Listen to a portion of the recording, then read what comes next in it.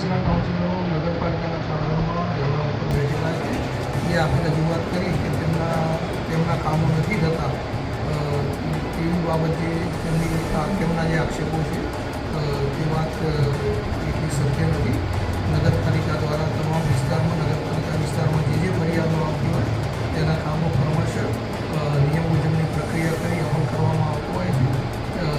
છેલ્લે જે સવારે મારે વાત થઈ છે આપણા ભાઈ સાથે કે મરણના પ્રસંગ દરમિયાન નગરપાલિકાએ કામગીરી નથી કરી તેવું તેમણે આક્ષેપ કર્યો. નગરપાલિકા દ્વારા સતત તે ઉપર કામગીરી કરવામાં આવેલી છે. જે ખાડા પડ્યા તે પુરાવવામાં આવેલા છે.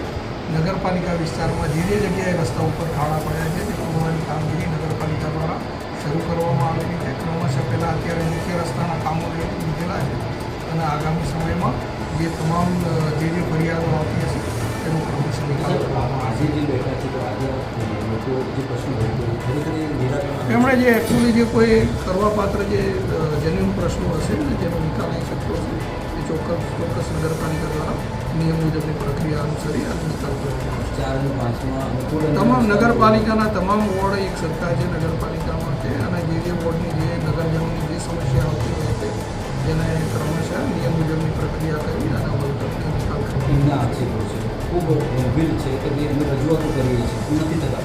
તેમના દ્વારા જે અત્યાર સુધી રજૂઆત કરવામાં આવેલી છે મારી સમક્ષ પણ ઘણી વખત રજૂઆત આવતી હોય છે અને તેમની ફરિયાદનો નિકાલ કરવામાં આવતો હોય છે.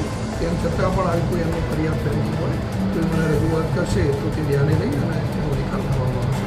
એક સવાલ એ છે કે આજે ધરણા પર હું કહ્યું જ્યાં સુધી કામગીરી શરૂ નથી ત્યાં સુધી ધરણા કરીશું. તેમણે એકચ્યુઅલી ઓફિશિયલી મારી પાસે કોઈ એવી રજૂઆત કરેલી નથી.